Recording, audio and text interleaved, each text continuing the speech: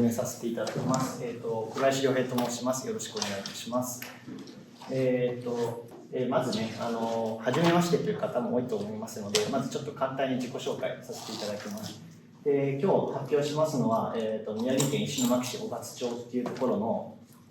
東日本大震災で、とっても大きな、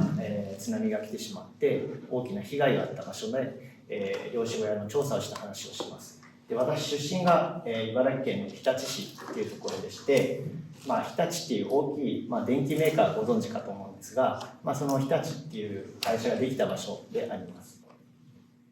ちょっと日立市の自分の地元の紹介なんですけど、日立っていうと工場がたくさんあるんですね。で、工場がたくさんある町で、大体100年前ぐらいに日立製作所ができて、そこから急激に発展した町です。で、海から山まで大体4キロぐらいあって、で、海から山まで高さが400メートルぐらいっていう、なだらかな傾斜地にある町です。で、こういうふうに海がね、水平線がきれいに見える場所がたくさんあります。で、人口が急激に増えたので、こういうふうに高台に家があったりするような町で育ちました。今は建築設計事務所を茨城県でしております。で、これは自分が作ってきた作品の写真なんですけども、こういう設計、建築のデザインっていうことと並行しまして、復興支援活動と、書いてありますが、私が大学3年生の時に東日本大震災を、私は仙台で東北大学にいたんですが、その時に被災しました。で、周りの状況も被災地での復興活動っていうのが、すごく機運が高まっていて、何かみんなやらざるを得ない状況っていうのが、あった中で、自分も何か、自分学生でしたが、何かできるんじゃないかということでちょっとずつ、活動し始めております。で、今日の、話す内容ですが、まず最初に、雄勝町ってどういうところか皆さんご存知ないと思うので、雄勝町についてお話しします。で、次に、漁師小屋の調査を今日はメインに話しますけれども、漁師小屋の調査だけではなくて、復興事業に関するお手伝いも結構してきたんですね。で、そのちょっとお話をして、なぜ漁師小屋に、着目したのかっていう話をします。で、3番目に、漁師小屋の建築について、建築の特徴とかそういうものを話します。最後に、漁師小屋とか、漁村の魅力について話せたらいいかなと思っております。雄勝町についてです。先ほどちょっと出しましたけれども、宮城県石巻市、宮城県仙台市が東北で一番大きい町になるんですけれども、大体そこから1時間半ぐらい車で行ったところにあります。で、仙台市は平野に位置するんですけれども、1時間半ぐらい海の方に行くと三陸海岸というかリアス式海岸の、ここら辺の鳥羽の地形ともちょっと似てるんですけれども、半島とか小さな浜がたくさんあるような地形があります。これは雄勝町を、さらにアップしてみた図ですね。で、雄勝町は雄勝半島と言われる半島状になっております。で、白い点線の丸があります。この白い点線の丸のところに浜と呼ばれる小さい集落がたくさんあります。漁村集落です。で、海としては、3種類の海に面していて、下の雄勝湾っていうものと上にも湾がありますね。東側にも太平洋に面した浜があると。雄勝町は、一つの漁業をやっているというよりは、たくさんの漁業を季節に応じて、やっている、そういう場所になります。そんなに規模の大きいところではありません。鳥羽の漁村集落見させていただいたんですけども、それよりもスケールは小さい町の集合になります。で、漁業も小規模にたくさんやっているっていう場所です。これは雄勝町のある浜の震災前の、航空写真です。地形に山あいの地形にわずかな平地があって、そこに集落家々が密集して建っているっていうような場所です。ちょっと後で触れますが、ちょっとグレーの、屋根の家が多いですよね。あとは赤い瓦と。このグレーの屋根が、特徴的なものになります。後でちょっと説明します。これは風景の写真ですね。山々が連なって、いろんな岩が、入り組んでいるような風景があります。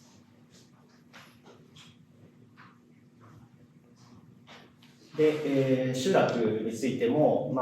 その地形に寄り添うように、すごく細い道に面して、斜面に寄り添うように立っているような場所です。地形に寄り添って立ってますね。で、これが先ほどグレーの屋根って言った、灰色の屋根って言った、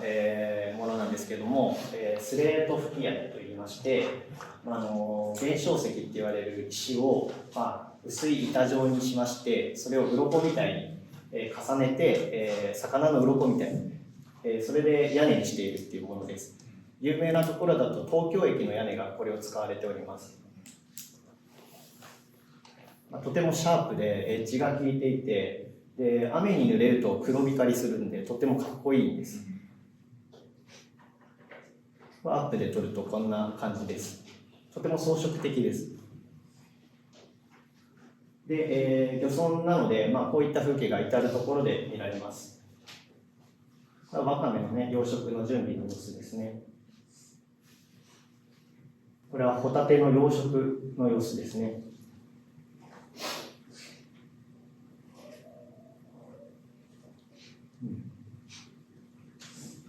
はい。小勝町の紹介なんですけども、2011年3月11日、皆さんもご存知だと思いますが、東日本大震災が発生しまして、約7割の住宅が全壊いたしました。これは小勝町の人口推移を表しています。昭和30年からありますが、震災が来る前から徐々に減っていってました。で、ここですね。東日本大震災、ここで、震災前大体4000人いたところが、震災によって1000人まで減ってしまったというような場所になります。ちょっとビフォーアフターで被災前被災後でちょっと写真をお見せします。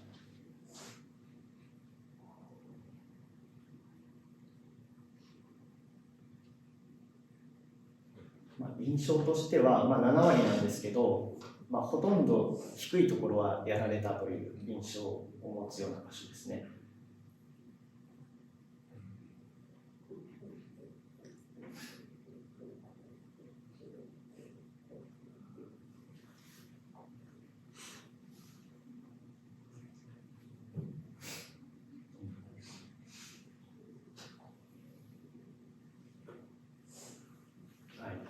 こんな感じでとても悲惨な状況で、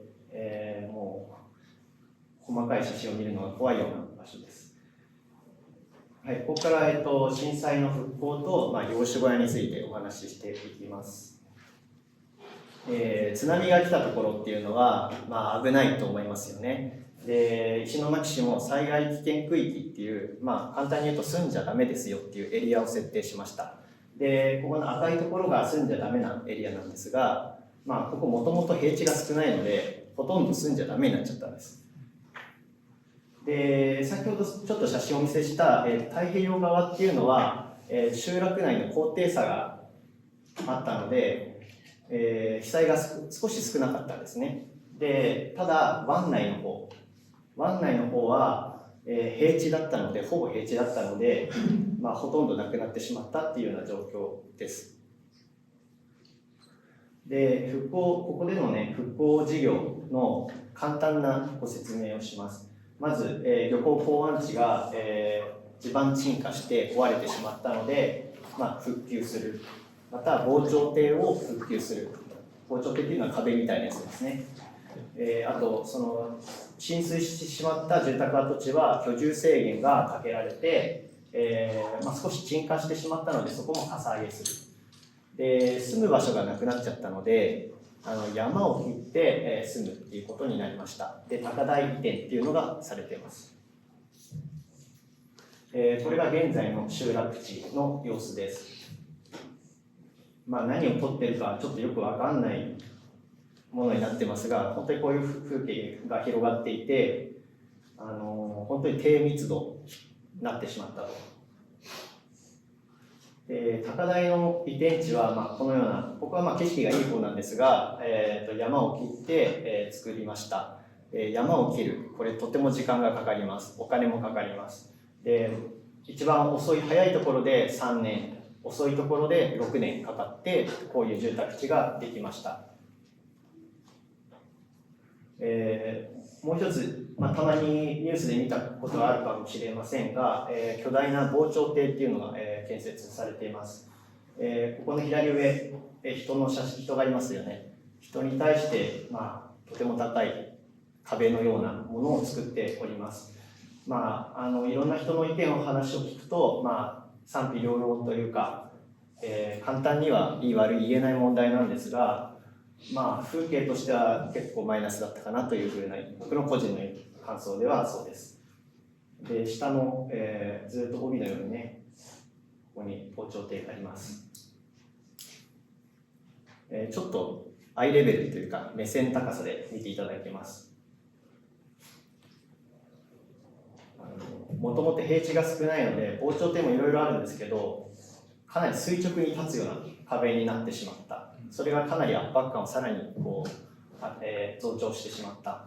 そのような印象があります。はい、ここで簡単な復興スケジュールをちょっとお教えするんですけれども、最近までやってました工事、2023年3月で、最初の2年、2011年から12年はほぼ混乱しているというか、災害復旧事業をするための、予算を申請したりとか、どんな風な街にしていこうってみんなで話し合ったりとか、準備期かなと、個人的には思っております。で、実際の住まいの整備っていうのは、2013年から17年にかけて、最初の団地が2014年9月にできてて、高台ですね、2017年7月まで待った人もいる、6年間仮設住宅で待った人もいると。で、公共建築もやられちゃってます。学校、支所っていうのは支所の、市役所の、分所ですね。あとはこういう道の駅みたいなものもなくなったので、時間かかってます。公共建築は安全なところに建てなきゃいけないので、これもちゃんと造成をするまで待たなきゃいけなかったっていう理由があります。で、一番時間かかったのが防潮堤、先ほどお見せした防潮堤です。で、やはりあんなにとてつもない工事なので、2023年3月と、この前までやってたと。で、ちょっと私が、やってきたことを少しだけご説明します。先ほどの高台移転地の計画なんですが、こういうふうな図面描いたりするんですね。で、ただ、いかに早く作るかがポイントなんです。待つ時間が長くなればなるほどみんな外に出ちゃいますから、なので、いかに土を切らないで工事の量を減らすかっていうのがポイントになります。そういうことを土の計算をいっぱいしながら図面描いて、模型作って、関係者のおじさんたちと話し合いをして、そこでとどまらずに、建築設計が専門なので、こんな風な集落になったらいいんじゃないみたいな話を、同時にすると。あとはそういう提案するにあたって既存の建物を調査して分析してまたそれを新しい住宅に生かすっていうようなことをしたり、あとはそういう津波の浸水があったところ、ほとんど何もなくなったんですけども、これから新しいところを作っていくためにここならではのもの、僕らは文化的地域遺伝子と、私の師である先生がそう呼んでいたんですが、優れたもの、その場所にしかないもの、そういうものを拾い上げて、最初はマップを作りました。でそれをもとに新しい土地利を考えて、漁師さんたちや地元の方たちと話を聞いて復興事業にあてがうっていうような整理をしたりとか、あとは集会所を作ったりとかですね。はい、で、そんな話をしていたのは市役所の会議室です。で、会議室に向かう途中に、車窓から、風景が見えるんですけども、ポツポツと漁師さんたちが自分の力で自力で再建して、テントやプレハブっていうものを建てて漁業を再開してました。というのも漁師さんたちは、養殖をする方なんか特に利益が上がるまで数年育てるのにかかるんですね。なのでいかに早く始める前にまず掃除から始めなきゃいけなかったんですけど、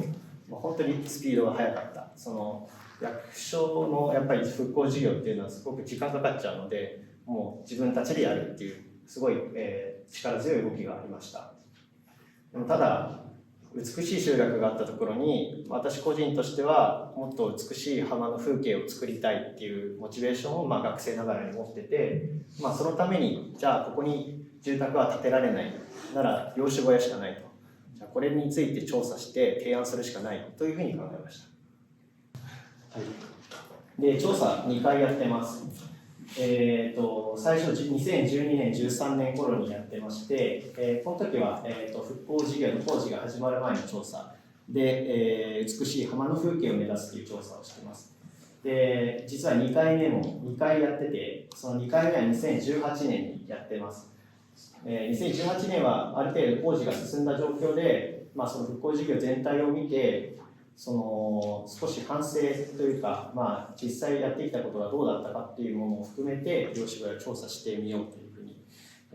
調査してみています。ここから建築についてお話しします。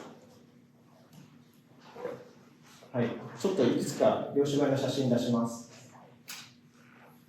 一口に漁師小屋って言っても本当にいろんなタイプがあります。さっき一つ前は海の写真でしたけど、少しこういう住宅跡地にこれちょっと結構しっかり作ってますよね。サイリングっていう外壁材使ってちゃんと屋根も吹いてると。でもちょっともっと掘ったて小屋みたいなやつもあったりとか、あとはこういう貨物のコンテナを買ってきてそのまま置いて使うとかね。これはテント会社のね、テントを買ってきて使うとか。これは室内の作業している様子なんですが、これ僕結構好きな写真で、真ん中でおばあちゃんがこうわかめの芯取りをしてるんですけど、一つ大きな特徴として土間であることと、棚がすごく多い、漁具がたくさんあるのでそれを収納するために棚がたくさんあります。でこれはホタテの耳釣りっていう作業なんですけど、ホタテってなんかこう耳があるって分かりますかね。ちょっと上の方に根っこの方に、そこにロープを通して海の中に吊るすんですね。でその作業をしてます。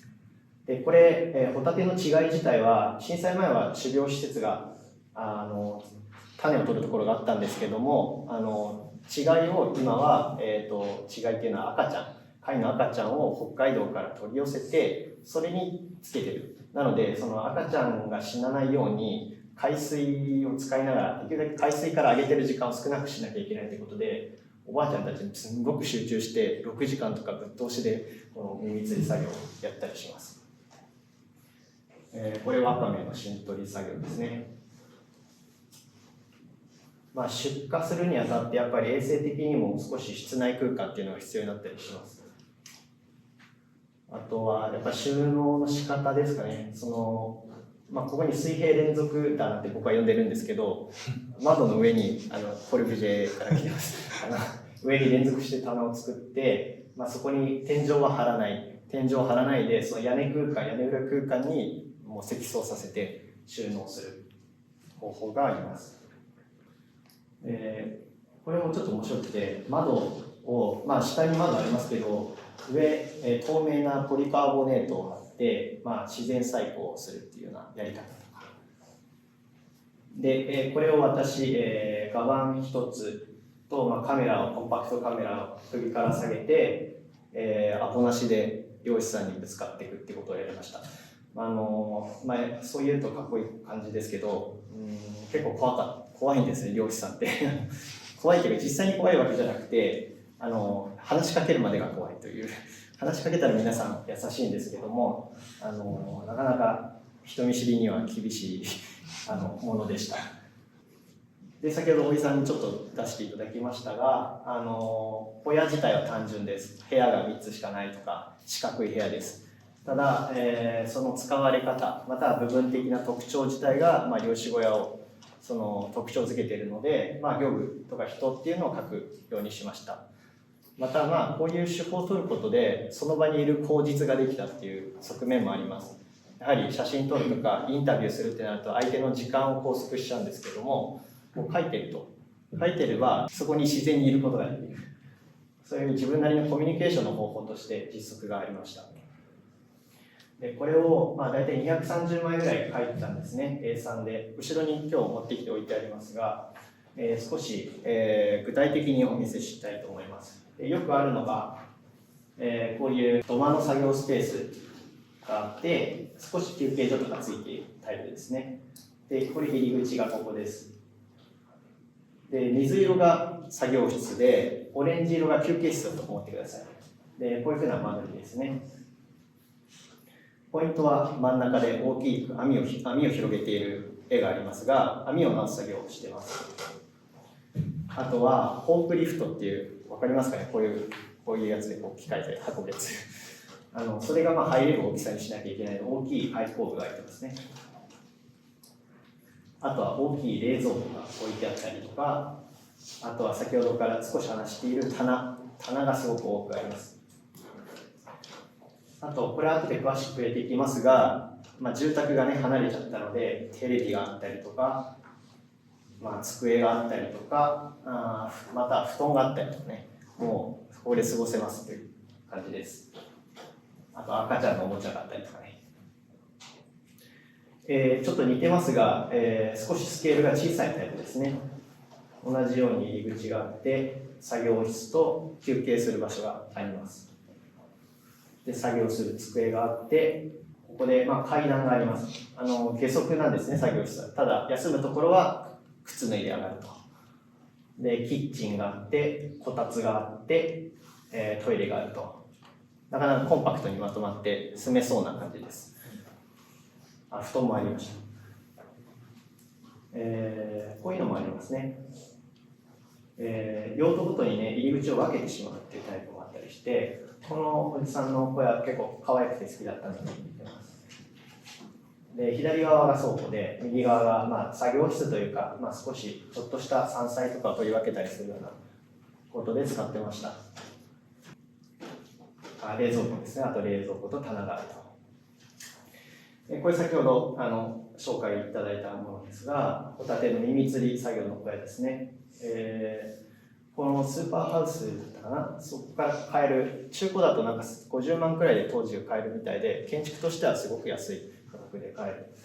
でポイントはちょっと DIY してて、 FRP っていう塗料を床に塗ってます。これで防水対策をしていると。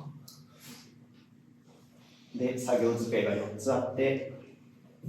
でこれ映ってないですけど、ここが海なんですね。すぐここが海、この写真見れば分かりますね。海近くに建てると。でさっき、申し上げたようにホタテが死なないように海の近くでやってます。ただちっちゃいんですね。ちっちゃいからいっぱい外に漁具が溢れ出しちゃってるっていう状況もありました。これは震災前から建ってるんですが、震災後にいろいろ変化があったので増築したり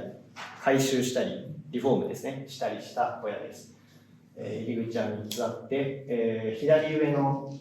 作業、休憩する部屋、ここは、こことこの作業室は後から作ったそうです。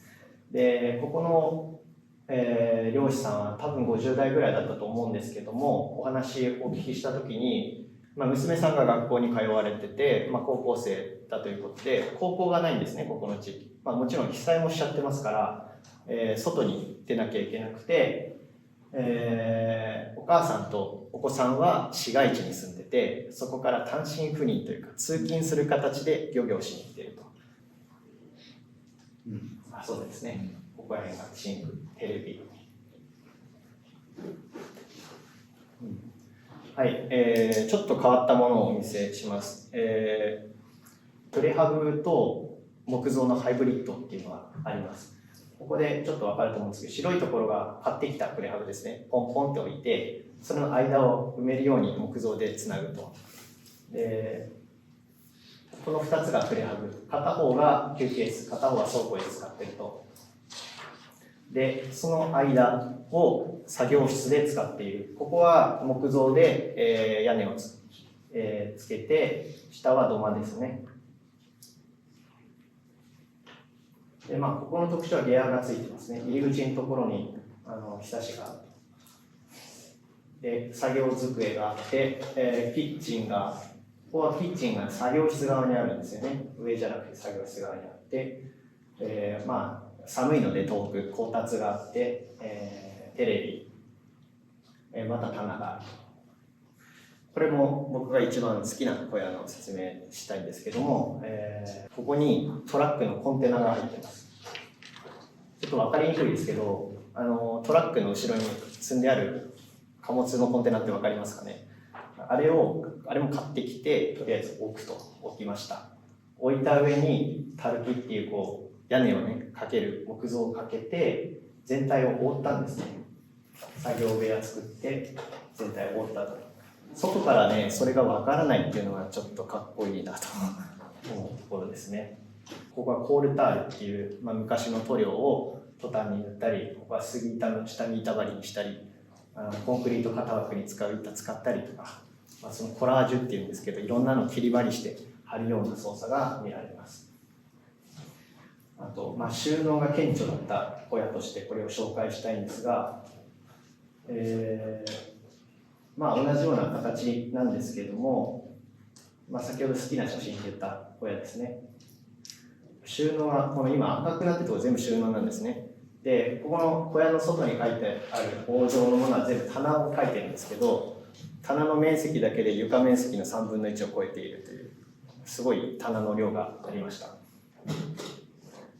これも面白い小屋です。ある家庭の事情から当初は2世帯住宅にしてたみたいなんですが、やっぱり分かれて住みたいとなった。ただ、宅地には制限があるんですね、数。なので、こっちにお父さんお母さんが引っ越してきたっていう小屋になります。で、ここの水色のところですかね、ここが作業室になるんですが、冷蔵庫があって、キッチンがまずここにあります。で、ちょっと書いてないですけど、ベッドがここにありました。で、お風呂あります。お風呂と洗面洗濯室でトイレがついているという、こんな感じでたくさんいろんなタイプがあります。パッと見本当バラバラですね。作られ方もバラバラですし、大きさもバラバラというのも、いろんな漁業の種類があるし、地区ごとに作る大工さんが違うとか、いろんな要素があるから簡単にはこうだって言い切れません。で、唯一分析していく中で特徴があるかなと思ったのが、漁業種類ごとに作業室の大きさがある程度分けられるんじゃないかっていう、仮説を立てました。ここではね、例えば網を直す作業はこれぐらい必要ですよ、養殖の、餌はこれぐらいのスペース必要ですよ、これは牡蠣の剥く作業ですね、ここは網を直す、刺し網を直す作業、あとはホタテの耳釣りをする作業、わかめの芯取りをする作業、あとはわかめを塩蔵する、塩茹でする作業、そういったものの必要面積っていうのを分析したりしました。合ってるかどうかちょっと分かります。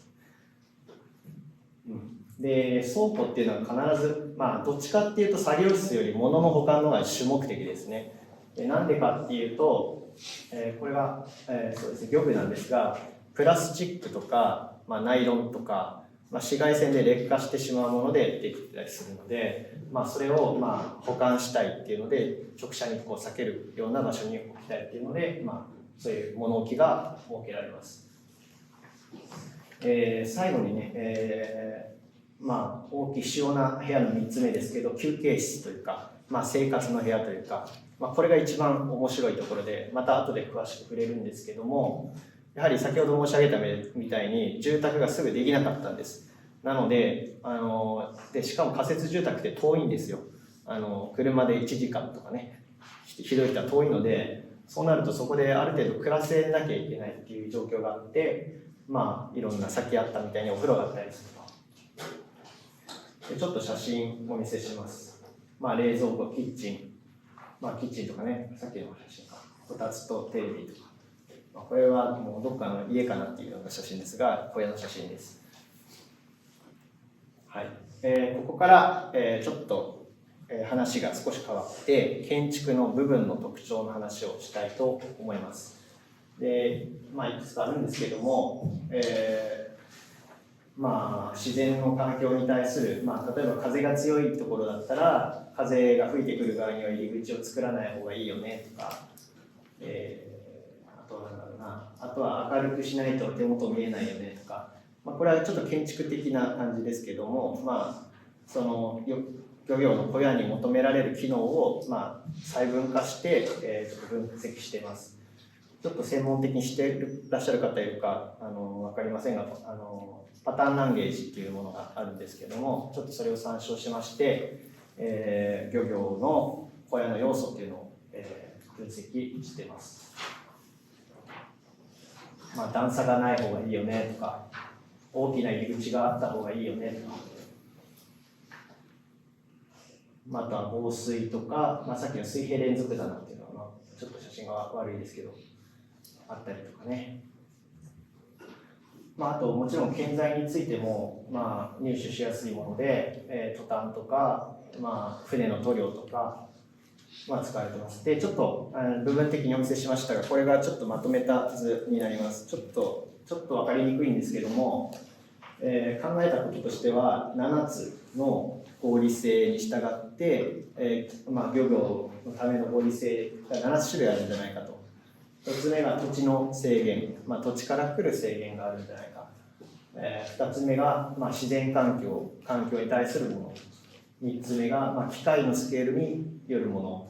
4つ目が、効率化するための空間的な要素。効率化するための部分的な要素。あとは効率的な作り方。あとは入手しやすい建材。極めて色気のないというか、必要最低限な形のものですね。で、そういう、必要最低限の作られ方するんで、とてもシンプルに考えることができるんじゃないかと考えてます。で、これはある小屋を、どんな風に設計したらいいかなって考えたときに、こういう順番で決めていったら、小屋が考えられるんじゃないかっていうプロセスの、図になります。最初に何の漁業をするか、機能が決定して、そこから必要な面積の部屋の大きさが決まると。で、その次に、それをサポートする空間、休憩室とか倉庫をつけるという間取りが決まると。で、次に、高低差。休憩室だったらちょっと小上がりにしたいよねとか、作業室だったら段差ない方がいいよねっていう、そういう段差が決まってきます。で、その次に頭上空間の決定ということで、収納量を確保したかったら上で収納を確保すると。で、それに従って屋根をかけて、あとは細かい要素を設計するというような流れになります。はい、ちょっとここからまた話が変わります。風景を作りたかったんです。美しい浜の風景。建築の1個提案してるだけだと風景作れないなって途中で気づきました。で、土地利用計画をしないとダメだっていうことで、まずこれは分布調査ですね。どんな風に現状使われているかっていう調査をしました。で、全部の浜全部数えて、これ集計したんですが、私が集計したものですが、462とありました。2018年時点ですね。で、そのうち半分が漁師小屋。で、うち85棟が工事関係施設なので、今はもうこれがなくなっているような状況。なので半分以上漁師小屋っていう状況です。ただ、問題がありました。これが当時役所で考えていた、ゾーニングによる土地利用計画です。ここは何とか事業でやろう、ここは何とか事業でやろうみたいな感じで色塗りをしてたんですね。ただ、ここにもう建てちゃってる人いるんですね。建てちゃってたらできないじゃんみたいな話があって、それちょっと困りました。で、ちょっとそれを打開していくために、面的な整備じゃない方がいいんじゃないかっていうふうな考えで、漁師さん個人個人にもっとフォーカスしようっていうので、被災によって少なくなっているので、顔がわかるんですね。もう顔がわかる程度しかいないので、じゃあ一人一人会いに行って話聞けばいいんじゃないか。これは話聞いた時の野鳥なんです。相手の顔を見ながら書くと自分で何書いてるか分からなくなってきて読めなくなるっていうものがあるんですが、みんなそうならないようにしていただきたいです。で分かってきたことが、浜をやっぱり移動しながら漁業ってやるよねっていうのがまず1個目。海にもちろん出るし、漁港にも行くし、自分の小屋にもいるし、または違う、空き地を使ったり市場に行ったり、本当にいろいろこの軽トラでブンブンすごいスピードで動き回ります。で、それらの状況を踏まえて、これ私の修士制作、修士2年生の時の提案なんですけども、2つの課題を解決しようとした提案をしました。1つ目がプレハブやテントの建築の問題、その既製品を使っててちょっと風景が寂しいんじゃないかっていう問題。もう1つはその公有地と民有地が混在したって言ってますが、ここを出ていく人ももちろんいるんですね。被災で出てった人は市に土地を売っちゃうんです。売ると市の土地と個人の土地が混じっちゃう状況ができて、それが面的な計画を難しくしている。この2つを解決したいと。1個目の提案は、プレハブに増築する。これさっきね、調査で見たものをそのままやってるわけなんですけど、提案というか見たものを再現してるんですが、かけて機能不足を補って風景も作れないかという提案です。で、これは建築の提案なんですけども、プレハブの方は倉庫にしてあげて、作業場は海風が当たらない方向に広く取ってあげて、上に収納を作って段差を解消してあげる。それぐらいなんですけども、そういう提案をしました。もう一つ、土地利用の提案なんですが、災害リスクと、作業の利便性で使い分けたらいいんじゃないか。簡単に言うと、海に近いほど危ないですよね。で、海から離れれば安全だと。これか。で、逆に言うと、でも漁業的には、海が近いほど便利だったりする。海から離れるとちょっと遠くなると。なら、それをちょっと場所によって使い分けたらいいんじゃないか。で、なので、3つの場所に分けています。海水を使う海で行う作業をする場所と、毎日の作業をする場所で、漁具の保管をメインにした場所っていうふうに一人が複数の場所を分散的に利用することで、有効に土地を使えるんじゃないかというふうに考えました。これはその時の提案図なんですけども、一人の漁師がこういう線で結ばれた形で複数の場所を行ったり来たりするような提案をこの時はしております。ちょっと待ってください。この時にね、津波の想定する高さっていうのがありまして、東日本では2種類想定してて、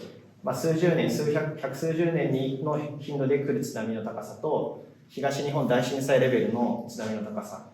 この2つの浸水想定ラインの間に、保管のする場所を設けてて、それより低いところに毎日作業するところ、こっちはめったに来ないっていうので、漁具の保管。さらに高いところに家があるっていう、その段階的にね、土地を使うっていう提案です。これは模型です。そうですね、模型を作って、できるだけ綺麗な模型作って、漁師さんたちに見せて、興味を引けたらいいなと思って作ったものですね。で、これはパースですね。一つ自分が表現したかったことに、その先ほどの建築の提案がありましたが、その細かく設計はしてなくて、人によってその人何を、増築をしてくれればいいなと思ってて、こういうふうに似たようなねルールでちょっとずつ違うものが並ぶっていうのは美しいんじゃないかと個人的に思ってて、そういうのを設計のシステムとして提案できないかとこの時は考えてました。美しい集落って言われる伊根の集落とか安藤先生もおっしゃってたような集落もやはりルールがねあってちょっとずつ違うものが並んでるっていうのがやっぱり綺麗なんじゃないかと。でもう一つ狙いがあって、高台と海がとても離れたのでそれをつなぐ、できるだけつないでいく、場所をつないでいくっていうような目的もあって分散配置をしてます。一個一個は小さいですけどね。さっきの小屋の、パースですね。プレハブ、最初新築の提案してたんですけど、漁師さんに持ってったら誰がお金払うんだって一周されまして、じゃあ増築どうですかみたいな感じで現実的な、学生なりに現実的に考えたっていうような提案です。はい、ここでまたちょっと話が少し変わります。ここからは、2回目に調査したって先ほど申し上げた内容なんですけれども、住宅と小屋の関係についてちょっと話したいと思います。これ震災前からある漁師さんのお宅なんですが、家があって小屋があるっていうような状況ですね。で、配置図で見ると家があって小屋がある。で、真ん中にちょっとアスファルトのスペースがある。で、被害が少なかった地域を見ると、かなり混在している、家と小屋が混在している、もはや判別がつかないぐらい混じっている、家のものも置かれていたり、漁具が置かれていたりっていうのはもう混じり合っているっていうような状況が、改めて確認できたと。で、これちょっとね、読み解くのに時間かかっちゃうかもしれないんですが、とても大事な図だと個人的には思ってます。横軸、震災前。仮設住宅の時期、高台住宅の時期ということで、時期ごとに右側に進んでいきます。で、上と下は、津波浸水期、昔の集落のあった場所、で浸水区域外っていうのは高台天地のこと、または仮設住宅の場所のことを言っています。まず最初に震災前に行きます。震災前は津波が今回来てしまったところに住宅と漁師小屋が一緒に建ってました。ただ、そこで311の津波が来ました。で、全壊してしまいました。で、お住まいは皆さん、まず避難所に行かれます。2ヶ月から5ヶ月そこにいらっしゃって、そこから仮設住宅に入ります。で、その頃、一方で漁師さんは漁師小屋を住宅跡地に作ります。はい、ここで距離が書いてあります。ここが一番近い人で160メートル。僕が調査した中ですけども、遠い人は70キロ離れてました。70キロっていうと、車で1時間以上かかっちゃうかもしれないような距離ですよね。簡単には行き来できない。で、仮設住宅、高台住宅が3年から6年後にできますが、それでも距離はある。ここ隣ですからね。隣だったのがやっぱり数百メートルから1キロぐらい離れちゃうっていう状況がある。で、ここがポイントはやっぱこの時間が3年から6年続いたっていうのがポイントかなと思います。もうほぼ漁師小屋と住宅は離れたっていう状況があったと。で、そういった意味で先ほどのね、休憩室にあるものっていうのがベッドだったりキッチンだったりトイレだったりっていうのが見られた要因じゃないかと考えています。ちょっとこれ細かいのでね、ちょっとゆっくりは見ないですけども、これもちょっと細かいんですが、これもちょっと大事な図なのでご説明します。この図はある漁師さんの情報が横に書いてあります。で、どこにいる、どこの浜の漁師さんか、どんな漁業をしているか、で、居住設備、これは漁師小屋にあった設備と行為、休憩室、キッチン、ベッド、布団、風呂、シャワー、トイレっていう設備があったかどうか、居住行為っていうのは食事、仮眠、宿泊があったかどうかっていうのを、記録していって、オレンジになっているのがあった時にオレンジにしてます。で、縦軸は仮設住宅と小屋の距離なんですが、離れれば離れるほど、こういうものが多いんじゃないかっていう仮説を立てて、こういう図を作ってみたところ、おおむね離れてる方が多いかなっていう印象の図になりました。その他の理由として、繁忙期に泊まらなきゃいけないっていう漁師さんもいらっしゃるので、そういった意味で近くても、ここの、例えばこの小屋の漁師さんなんか全部丸ついてますが、多分繁忙期が作業労働者が補助者が宿泊って書いてあるので、バイトを雇ってやるぐらいなので、そういう泊まれる場所が必要だったような感じですね。はい。大体ここら辺でプレゼンの大体が終わりなんですけど、最後ちょっと今現時点で、私が考えているちょっと漁村の魅力とか、小屋の魅力っていうのをちょっと抽象的な話なんですが、少しだけしたいなと思っています。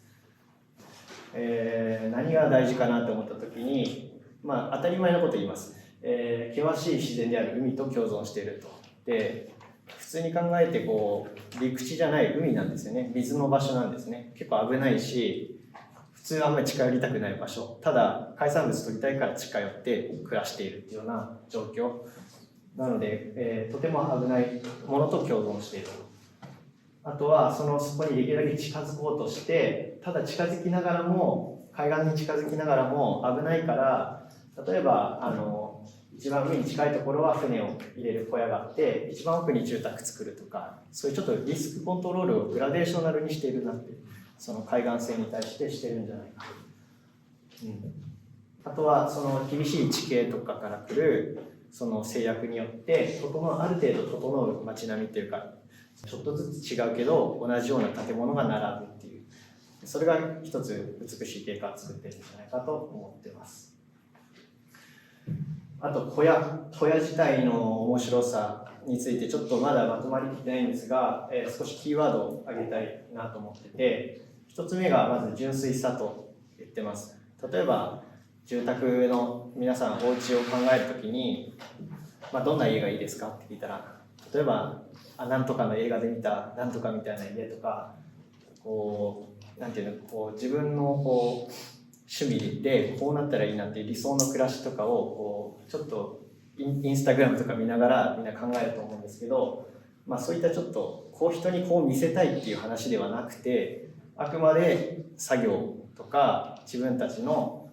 生きるために必要なものとして作る純粋さっていうのがまずあるんじゃないかと。でもう一つが、自由さ。これもトラックコンテナの中に家っていうか住む場所作っちゃったみたいなとか、さっきお見せしたこういうものとか、そういうものが生まれてくる自由さ。あとはそれに対して、建築っていうとちょっと高尚な先生が作るものみたいなものもありますが、一方で自分で打ち付けて自分でやっちゃうみたいな、そういう道具みたいな手触り感のある建築なんじゃないかと。でもう一つが、この外と中をつなぐっていう感じですかね。鳥羽の昨日答志島、おいさんと行かせていただいたんですが、その路地を歩いていてもその路地自体が建物の中のような幅のスケールでできてて、とても外なんだけどちょっと親しみのある路地とかねがあったりするとか、あとは必要最低限なので原初の建築って言い方しましたが、ちょっと老地への小屋っていうものに近かったりとか、またその縄文時代の遺跡とかそういうものみたいにちょっと必要最低限の感じがいいんじゃないか。ここはかなり抽象的ですね。感情的、衝動的、刹那的、生命感っていうちょっとキーワードを思いついたら並べたんですけども、そういったところがいいんじゃないか。またクリエイターのアトリエにも近い感覚があると、創作する場っていうような雰囲気もあるんじゃないか。最後です。最後ちょっと今の時点で、考えていることをちょっとお話ししたいですが、ちょっと、ここにあるのは少し自分個人としてはちょっともっとどうにかならなかったのかなって思う景色の写真です。一つが、こういう先ほどお見せしたプレハブとかテントが漁具がそこら中に転がっている様子とか、もう一つが堤防で、もう一つが高台天地なんですけど、景観こんな集落にしたらどうですかみたいな提案もかなりしたんですが、